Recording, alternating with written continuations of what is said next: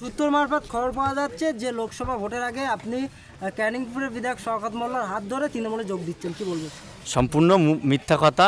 আমি কেন জয়েন করব? আমার দলের কর্মীরা যারা আছেন তারাও কেউ জয়েন করছে না। জয়েন করার কোনো প্রশ্নই নেই। জয়েন যদি করতে হতো, আমার বিশেষ করে রাজনীতি পরিচয় যদি দিতে হয়, এই ভাঙড়ের রাজনীতির শুরু হয়েছে 2021, কিন্তু 2016 থেকে আমরা এই দলের পৃষ্ঠপোষক। আমাদের সকলের প্রিয় শ্রদ্ধেয় সম্মানীয় পীরজাদা আব্বাস সিদ্দিকী ভাইজান, তানার সঙ্গে আমাদের সম্পর্ক। তানারা আমাদের নিঃসন্দেহে চেনে এবং তানাকে আমার ভালোবাসে বলে তানাদের দুয়া আশীর্বাদ নিয়ে আজকে আমার এই জায়গায় দাঁড় করেছিলেন। এর ভাঙড়ের অগণিত মানুষের ভোটে আমি নির্বাচিত। এই জয়ের পিছনে তিনটে কর্মীর জীবন চলে গিয়েছে। বহুত কর্মীর হাত কাটতে হয়েছে, পা কাটতে হয়েছে, পেটে গুলি লেগেছে, মাথায় গুলি লেগেছে, বিভিন্ন দিক থেকে তাদের ক্ষতিগ্রস্ত হয়েছে। তাদের মাথায় কথা খেয়াল রেখে কোনো রকম দল চেঞ্জ করার কোনো কথাই নেই। আর শওকত মোল্লা তো দূরের কথা, জয়েন যদি করতে হয় সেই সময় করা হবে। শওকত মোল্লার থেকে বড় বড় দাদারা এসে আমাদেরকে করবে, কিন্তু জয়েন করার কোনো প্রশ্নই নেই। ভাঙড়ের মাটিতে আমরা আইএসএফে তো প্রতিষ্ঠিত করেছি, আইএসএফ দল এনেছি।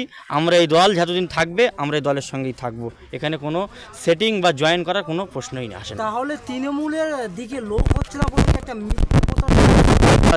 ভাঙড়ে সেইভাবে ওরা তৃণমূল কংগ্রেস মুখ পাচ্ছে না।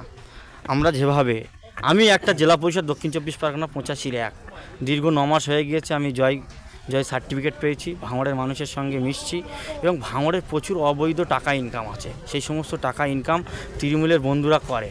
গ্রাম পঞ্চায়েত শুরু করে গ্রামের যারা তৃণমূল লিডারশিপ আছে তারা সেই সমস্ত টাকা নিয়ে তাদের সংসার, পরিবার এবং ব্যাংক ব্যালেন্স, ঘর বাড়ি করছে। আমি একজন জেলা পরিষদ হিসেবে 5 পয়সা, এই ওয়ান ক্যামেরায় বলছি, আজ 9 মাসে কোনো রকম দুর্নীতি দেখাতে পারবে না।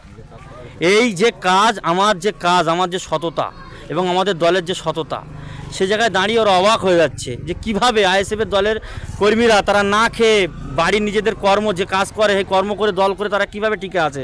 সেই জায়গায় দাঁড়িয়ে ওরা গরিব মানুষ, ভ্যান চালায়, রিক্সা চালায়, সবজির ব্যবসা করে, নানান কথাবার্তা বলে ওরা থাকতে পারবে না, কেসে জর্জরিত, ওরা আমাদের কাছে মোটা অঙ্কের টাকা বিনিময় নানান কিছু প্রমাণ ছড়াচ্ছে।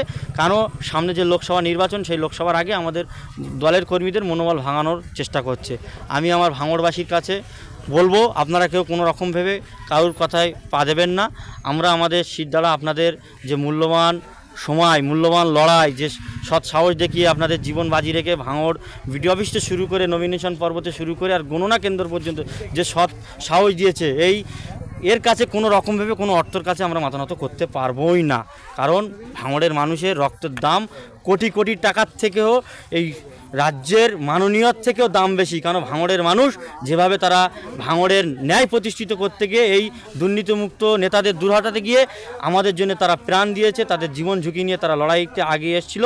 তাদের কাছে আমাদের সদা সর্বদাই আমরা সাথে থাকবো এবং তাদের কথা মেতেন আমরা 5 বছর চলবো এবং 5 বছর পরে দল যে দায়িত্ব দেবে সেই দল দায়িত্ব নিয়ে তাদের সাথে করে নিয়ে ভাঙড়ের মাটিতে রাজনীতি করবো। যাদবপুরে তো আপনারা জিততে পারবেন না, বামফ্রন্ট জেতার জায়গায় রয়েছে, বামফ্রন্ট নেতৃত্ব দাবি করছেন, সেই জায়গায় আপনারা মানে এই জায়গায় প্রার্থী দাঁড় করিয়ে বিজেপি এবং তৃণমূলকে সুবিধা করে দিচ্ছেন, কেন এটা করছেন?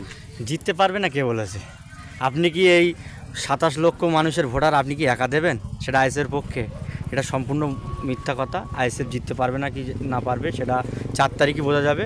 আমরা আশাবাদী, ভাঙড় সহ যাদবপুরে আর 6টি বিধানসভা আছে, সেখানকার মানুষ দীর্ঘ তিনটে এমপি, এখানে মিমি থেকে শুরু করে সৌগত রায়, সৌগত বসু, এরকম যে সমস্ত এমপিরা ছিলেন বিগত দিন, তারা এই যাদবপুরের মাটিতে কোনো শিক্ষা প্রতিষ্ঠান, কোনো স্বাস্থ্য প্রতিষ্ঠান, কোনো যোগাযোগ ব্যবস্থার কোনো রকম কোনো মান উন্নয়ন ঘটায়নি, কোনো কর্মস্থান করেনি। সে জায়গায় দাঁড়িয়ে তারা বিগত দিন ব্যাপক কষ্টের মধ্যে ছিল।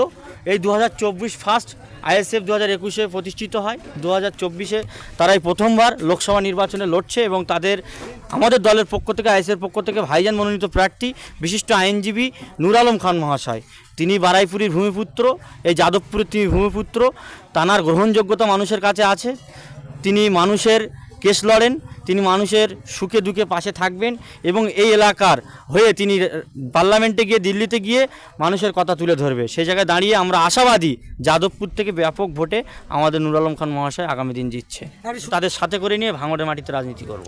যাদবপুরের বাম প্রার্থী সৃজন ভট্টাচার্য বলেছেন যে হাত বাড়িয়ে দিলাম, আইএসএফের দিকে ভোট ভাগাভাগি নয়, আসুন বাম এই তৃণমূল বিজেপিকে হারাতে একমাত্র পারে লাল ঝান্ডা। সেই আহ্বানে আমরা দেখলাম যে আইএসএফের মঞ্চ কাঁপানো বহু জায়গায় তিনি মঞ্চে বক্তৃতা দিয়েছেন, তিনি লাল ঝান্ডা তুলে বলছেন ভোট দিন বাঁচতে তাড়াতাড়ি কাটতে, কি বলবেন? তিনি তাঁর দলের কথা বলছেন, কিন্তু আমরা ভাঙড়ের নেতৃত্ব, আমরা ভাঙড়ের মধ্যেই দলের সীমাবদ্ধ। আমরা ভাঙড়ের বাইরে রাজনৈতিক যে কোন জায়গায় কী রিপোর্ট আছে সেই দায়িত্ব আমাদের দল দেয়নি। আপনাদের ভাঙড়েরই নেতার কথা বলছি, তিনি ভাঙড়েরই একজন আইএসএফ নেতা ছিল, তিনি এখন মানে বিভিন্ন বামফ্রন্টের সবাই উপস্থিত হচ্ছেন, বলছেন আইএসএফ 20 থেকে 25,000 ভোট পাবে। কে নামটা কে, তার নামটা কে আছে? নামটা তো বলা সম্ভব নয়। উনি কোনো রকম আমাদের পার্টির কোনো পদাধিকারী নয়, উনি পার্টির কর্মী হিসেবে যে সময় সংযুক্ত মোর্চা ছিলেন মিটিংয়ে আসতেন, অতএব ওনার কথা গুরুত্ব দেওয়া যাবে না। ওই গ্রামে, ভুমরু গ্রামে, উনি যে গ্রামে বাস করেন ওই গ্রামে আমাদের যথেষ্ট আইএসএফ শক্তিশালী আছেন, এবং ওই গ্রাম থেকে ওনার বুথ থেকে আমাদের আইএসএফ পঞ্চায়েত সদস্য তিনি জয়ী আছেন, পঞ্চায়েত সমিতি জয়ী আছেন। অতএব ওনার কথা নিয়ে আমরা কোনো মাথা, ওনার যদি সৎ সাহস থাকে, ভাঙড়ের যে 1,06,000 ভোটে গত বিধানসভায় আমরা জিতেছিলাম, তা 9,000 ভোটে সেই মার্জিনটা কাটুক। আমরা আশাবাদী এবছর আমরা 2 লক্ষ ভোট আমাদের বাক্সে আনতে পারবো, এককভাবে লড়াই করে আইএসএফের ঝুলিতে আনবো আমরা। আপনারা বলছেন যে 2 লক্ষ ভোট আইএসএফের ঝুলিতে আনবেন, এখানে 27 লক্ষ ভোট জিততে গেলে তো ভালো মার্জিন। আমি আমার ভাঙড় 2 এর কথা বা ভাঙড় বিধানসভার কথা বলেছি।